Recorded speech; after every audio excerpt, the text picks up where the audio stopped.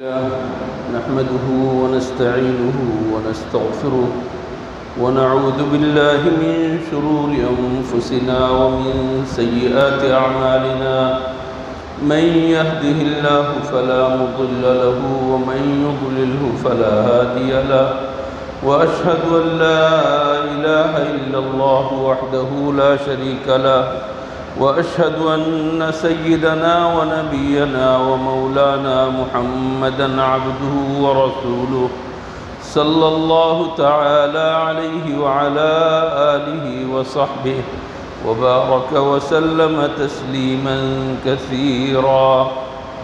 أما بعد فأعوذ بالله من الشيطان الرجيم. بسم الله الرحمن الرحيم. وما أصابكم من مصيبة فبما كسبت أيديكم ويعفو عن كثير. وقال تعالى: ضرب الله مثلا قرية كانت آمنة مطمئنة يأتيها رزقها رغدا من كل مكان فكفرت بأنعم الله فأذاقها الله لباس الجوع والخوف بما كانوا يصنعون. صدق الله مولانا العظيم وبلغ رسوله النبي الكريم ونحن على ذلك من الشاهدين والشاكرين والحمد لله رب العالمين. بزرگان محترم اور برادران عزیز، قرآن کریم کی مختلف مقامات سے دو آیتیں میں نے آپ کے سامنے تلاوت کی. اللہ جل شانہ سے دعا ہے اللہ تعالیٰ مجھے آج کی اس نشست میں ان آیات کی روشنی میں کچھ مفید باتیں بیان کرنے کی توفیق عطا فرمائے. اللہ جل شانہ ہمیں عمل کی توفیق عطا فرمائے. قرآن کریم پر حضور اکرم صلی اللہ علیہ وسلم کی ہدایات و تعلیمات پر ہمیں مکمل عمل کرنے کی توفیق عطا فرمائے. میرے دوستوں اور بزرگوں،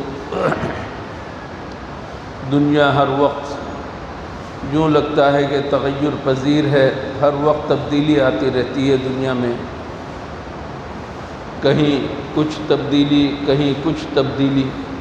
تبدیلی کے بغیر کچھ بھی نہیں ہے. آج اگر تھوڑی دیر کے لیے سکون ہے تو کل بے سکونی اس کی جگہ لے لیتی ہے.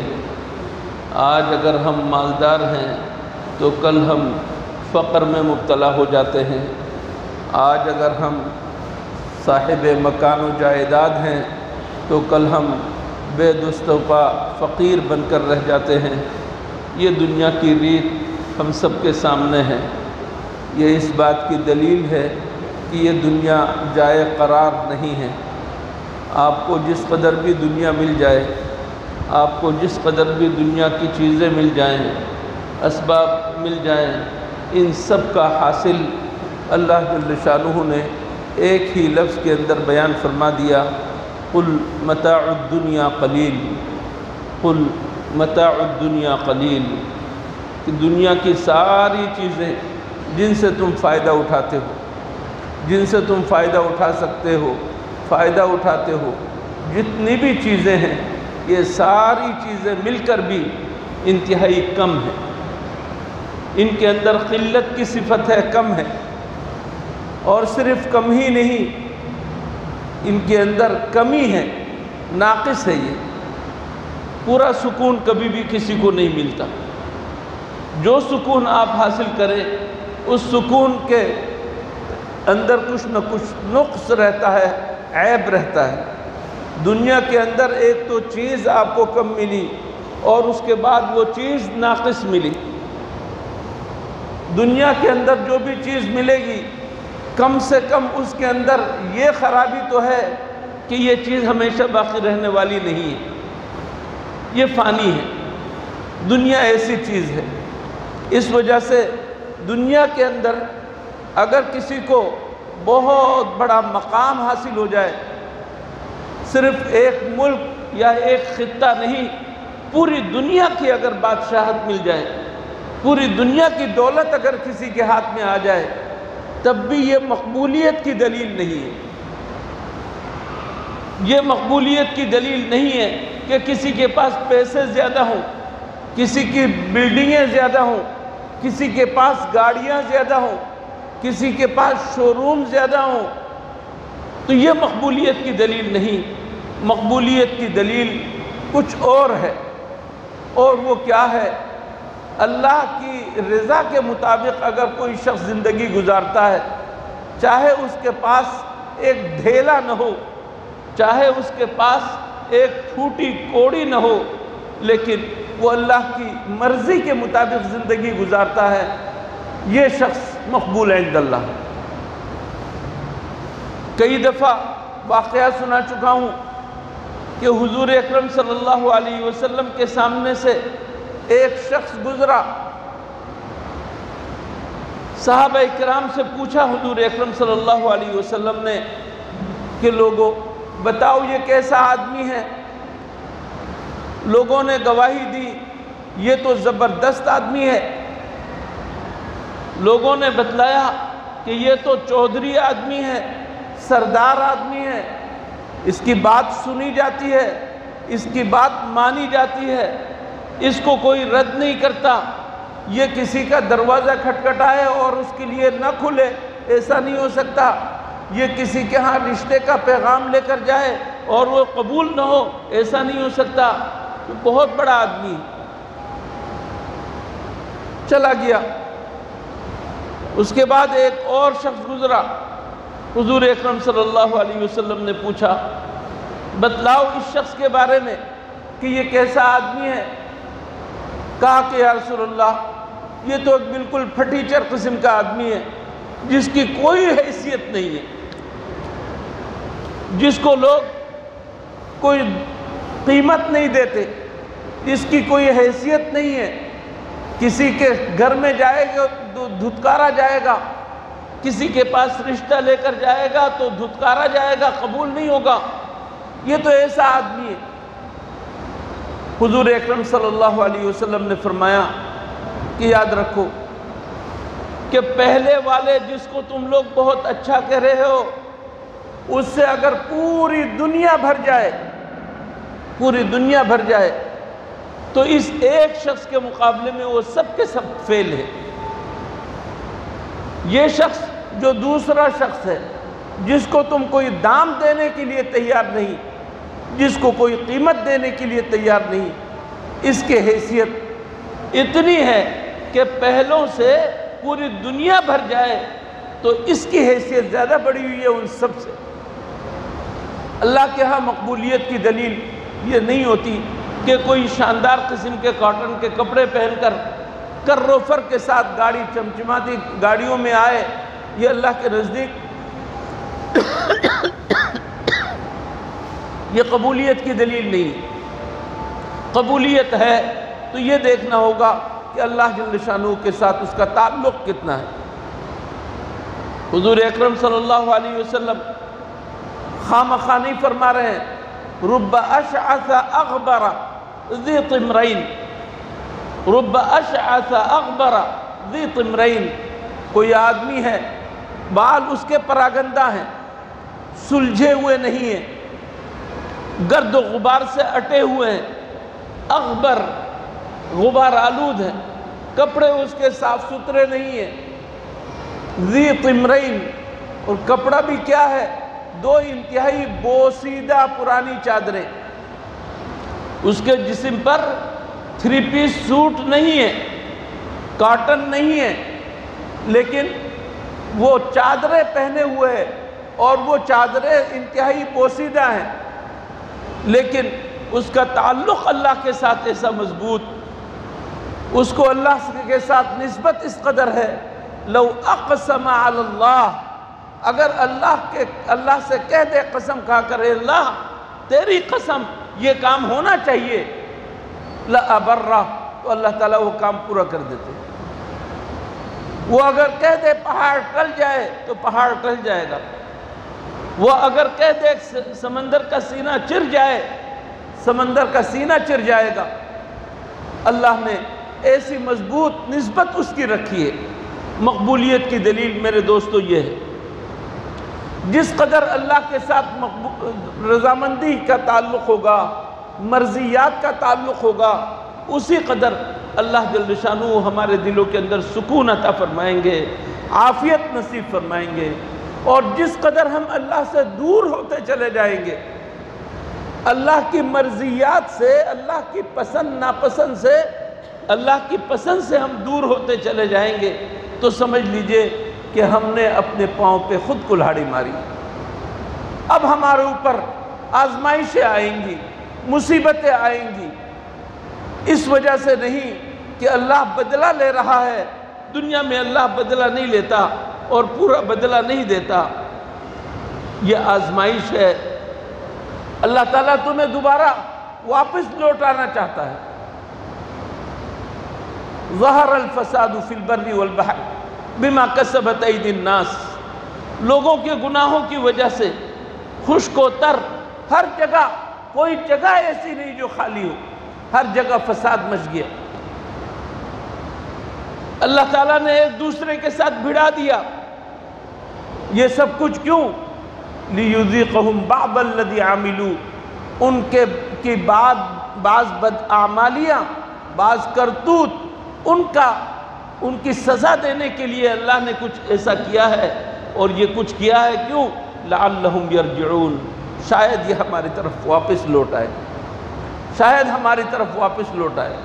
میرے دوستو، اس منبر سے میں نے ایک دفعہ نہیں، دو دفعہ نہیں، سینکڑوں دفعہ میں نے یہ آواز آپ کے سامنے پہنچائی ہے۔ اللہ تعالیٰ مجھے بھی ہدایت دے، مجھے بھی عمل کرنے کی توفیق دے، اور آپ کو بھی عمل کرنے کی توفیق دے۔ کسی بھی کام کے کرنے پر اس کا ایک رد عمل ضرور ہوتا ہے۔ دیکھیے، آپ اگر بالکل کھڑا پانی ہے، ایک گڑھے کے اندر پانی ہے، صاف شفاف ہے، اگر آپ اس کے اندر ہاتھ ڈال کر ذرا ہلائیں گے تو پانی گدلا ہونا شروع ہو جائے گا۔ کیوں؟ آپ کا عمل جو ہے اس کا رد عمل ہے۔ یہ گیند آپ دیوار پہ جب پھینکیں گے تو یہ گیند واپس آئے گی۔ عمل کا رد عمل ہوتا ہے، ایکشن کا ری ایکشن ہوتا ہے۔ آپ بالکل صحیح سالم آدمی ہیں، شریف آدمی ہیں، آپ کو اچانک کوئی شخص باپ کی گالی دے، ماں کی گالی دے، بہن کی گالی دے، تو آپ کے خون کے اندر ابال پیدا ہوتا ہے، جوش پیدا ہوتا ہے، اور آپ کے اندر ایک رد عمل پیدا ہو جاتا ہے۔ یہ ہم خود دیکھتے ہیں۔ جب یہ سب کچھ ہوتا ہے اور ہمیں معلوم ہے کہ ہر عمل کا ایک رد عمل ہوتا ہے، تو پھر یہ کیوں نہیں سوچتے ہم کہ غیبت جو ایک گناہ ہے، اس گناہ کا بھی رد عمل ہوتا ہے۔ اس کا رد عمل کیا ہے؟ اس کا رد عمل اللہ نے قرآن میں بتا بھی دیا کہ جو کوئی شخص غیبت کرے گا وہ مردار بھائی کا گوشت کھانے والا ہے۔ مردار کا گوشت اگر کوئی کھائے تو اس کا رد عمل اور اس کا انجام کیا ہوگا؟ خود پیٹ پر کیا ہوگا، اس کی صحت پر کیا ہوگا، ہم میں سے ہر شخص جانتا ہے۔ اللہ نے غیبت کا رد عمل قرآن میں بتا دیا۔ اسی طرح ہر گناہ کا ایک رد عمل ہے۔ جو بھی گناہ آپ کریں گے رد عمل ضرور ہے۔ زکوٰۃ آپ کے اوپر لازم ہے، زکوٰۃ نہیں دیتے۔ دوسروں کے ساتھ صلہ رحمی آپ کے ذمہ لازم ہے، آپ صلہ رحمی نہیں کرتے، قطع رحمی کرتے ہیں، نتیجہ کیا نکلے گا؟ میرے دوستو، اللہ جل شانہ نے خزانے کے دروازے جو آسمان سے کھول رکھے ہیں بند ہو جائے گا، سارے دروازے بند ہو جائیں گے۔ ہم نے ترازو کو پکڑا اور معلوم نہیں کیسی کاریگری ہم نے دکھائی کہ مال کم دے کر زیادہ جھکاؤ دکھا دیا۔ میزان میں، ترازو میں ہم نے ایسی ڈنڈی ماری کہ گاہک خوش ہو گیا کہ مجھے استحقاق سے زیادہ ملا، اور بیچنے والا خوش ہے کہ میں نے اس کو ٹرخا دیا، میں نے اس کو دغا دے دیا۔ گز کے اعتبار سے یا میٹر کے اعتبار سے آپ کپڑے خرید رہے ہیں اور کچھ زیادہ کر کے دے دیا دکاندار نے آپ کو، آپ خوش ہے کہ مجھے زیادہ کپڑا ملا، اور وہ خوش ہے کہ میں نے اس سے آدھا میٹر چرا لیا۔ کیا نتیجہ ہوگا؟ یہ تو آپس میں گاہک کا معاملہ ہے، ایک دوسرے کو دھوکہ دینے نہ دینے کا، لیکن اس عمل کا رد عمل کیا ہے؟ یہ آپ نے سوچا؟ اللہ کے رسول صلی اللہ علیہ وسلم نے سب کچھ بتلا دیا کہ تم جیسا عمل کرو گے ویسا ہی رد عمل بھگتو گے۔ تم جو حلال کو ڈھونڈنے کے بغیر، حلال کو حاصل کیے بغیر جائز جگہوں میں شہوت رانی کرنے کے بجائے تم جو حرام جگہوں پر شہوت رانی کر رہے ہو، ناجائز تعلقات کر رہے ہو، بدکاری کر رہے ہو، اس بدکاری کا نتیجہ کیا نکلے گا؟ یہ ایک عمل ہے، رد عمل بھگتنے کے لیے تیار ہو جاؤ۔ اور وہ رد عمل کیا ہے؟ اللہ کے رسول صلی اللہ علیہ وسلم نے ان تمام گناہوں کا رد عمل بتلا دیا، اور بتلا دیا کہ اگر تم لوگ ان گناہوں کو نہیں چھوڑو گے تو اللہ جل شانہ تمہارے اندر ایسی بیماریاں پیدا کریں گے، ایسی بیماریوں میں تمہیں مبتلا کریں گے جو تمہارے سابق آباء و اجداد کو ان کا پتہ بھی نہیں تھا اور جانتے بھی نہیں تھے۔ میرے دوستو، یہ صورتحال ہم اپنی آنکھوں سے دیکھ رہے ہیں یا نہیں؟ ایک آدمی کے لیے حلال کا راستہ ہے کہ وہ شہوت رانی کرے بیوی کے ساتھ، حلال طریقے سے نکاح کرے اور اپنی شہوت پوری کرے، اس کی گنجائش اللہ نے دی ہے۔ ایک بیوی نہیں، 2 بیوی، 3 بیویاں، 4 بیویوں تک کی گنجائش رکھی ہے اللہ نے، لیکن یہ شخص بیویاں رکھنے کے بجائے، اپنی ذمہ داری لینے کے بجائے، یہ دوسری جگہ حرام جگہ منہ مارنے جاتا ہے، حرام کھاتا ہے۔ نتیجہ کیا نکلے گا؟ پوری دنیا کو اللہ جل شانہ نے ایڈز کی بیماری دے دی۔ یہ ایڈز کی بیماری کیا ہے؟ میڈیکل سائنس نے ترقی کر لی، اتنی ترقی کر لی کہ بیان نہیں کیا جا سکتا، لیکن ایڈز کا کوئی علاج نہیں، کینسر کا کوئی علاج نہیں، اس بیماری کا کوئی علاج نہیں۔ اللہ جل شانہ نے ایک معمولی سا وائرس، جراثیم، جرثومہ، ایک کیڑا اللہ نے پیدا کر دیا، وہ ظاہری آنکھوں سے بھی دکھائی دینے والا کیڑا نہیں ہے، اور اس ایک کیڑے کی وجہ سے پوری دنیا کا نظام لپیٹ کر رکھ دیا، پوری دنیا کا، اور کہا کہ اپنے اقربا سے دور ہو جاؤ، اپنے گھر والوں سے دور دور رہو، اپنے لوگوں سے دور دور رہو، ایک دوسرے کے ساتھ مصافحہ نہ کرو، ایک دوسرے کے ساتھ معانقہ نہ کرو، ایک جگہ مل کر مت بیٹھو۔ کیا کیا پابندیاں لگ رہی ہیں، اور اگر نہیں کرو گے تو تمہیں تو یقین نہیں آئے گا۔ آج ذرا آپ کے معروف ہسپتالوں کا وزٹ کر کے دیکھ لیں۔ آج انڈس ہسپتال سے لے کر جناح ہاسپٹل اور سول ہاسپٹل، لیاقت، آغا خان، کوئی ایک جگہ ایسی نہیں ہے جہاں پر آپ کو اس بیمار کے لیے بیڈ مل جائے، اس مریض کے لیے بیڈ مل جائے، جگہ نہیں۔ معمولی آکسیجن دینے کے لیے آکسیجن سلنڈر موجود نہیں ہے، وینٹیلیٹر تو بہت دور کی بات ہے۔ کیوں میرے دوستو؟ وَمَا أَصَابَكُم مِّن مُّصِيبَةٍ فبما کسبت ایدیکم، ہم اپنے ہاتھوں جو کرتوت انجام دے رہے ہیں، جو بدعمالیاں کر رہے ہیں اور بدعمالیوں کو بدعمالی نہیں سمجھتے، اس کا نتیجہ ہمیں ان بیماریوں کی شکلوں میں، اللہ کی طرف سے بے سکونی کی شکل میں، بے عدم راحتی کی شکل میں اللہ تعالی ہمیں سبق سکھا رہا ہے۔ عمل کا رد عمل تو تم مانتے ہو، کیونکہ سائنس کو تو مانتے ہو، اللہ اور اللہ کے رسول کو نہیں مانتے، کم از کم سائنس کو تو مان لو۔ سائنس جب کہتی ہے تو ماننے کے لیے تیار ہو کہ جو بھی عمل ہوگا اس کا رد عمل ہوگا۔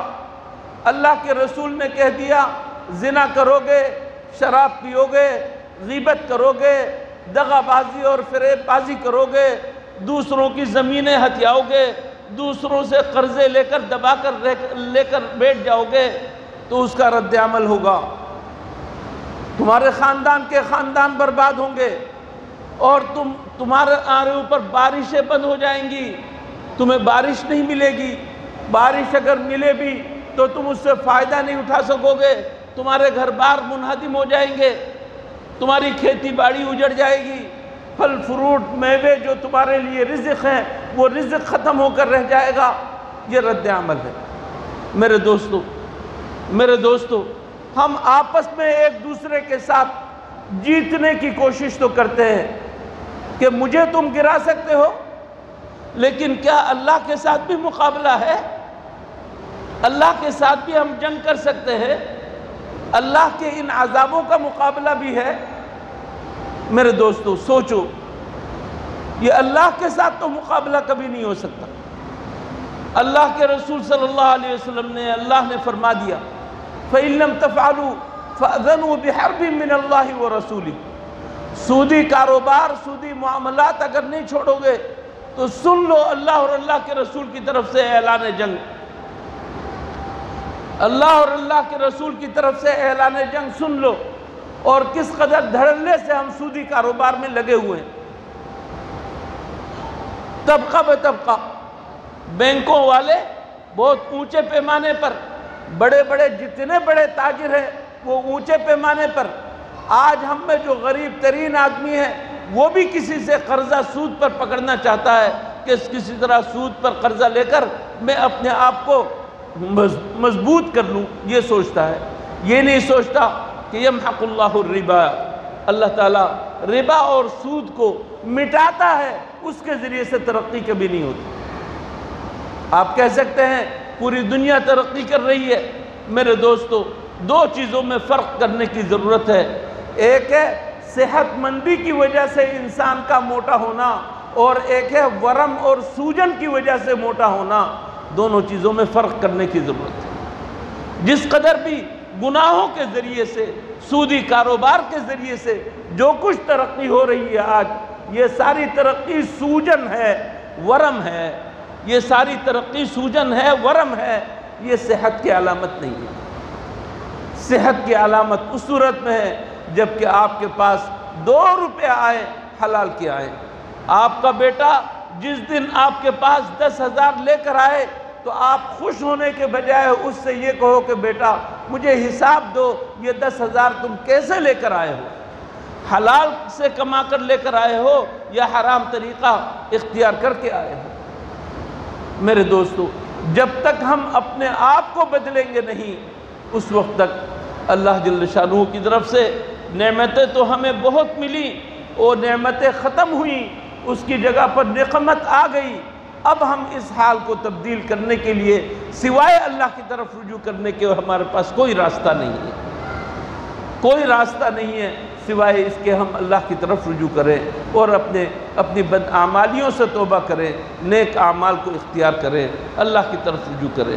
اللہ تعالی ہم سب کو رجوع کرنے کی توفیق عطا فرمائیں اور اپنے حال کو درست کرنے کی توفیق عطا فرمائیں۔ وآخر دعوانا الحمدللہ رب العالمین۔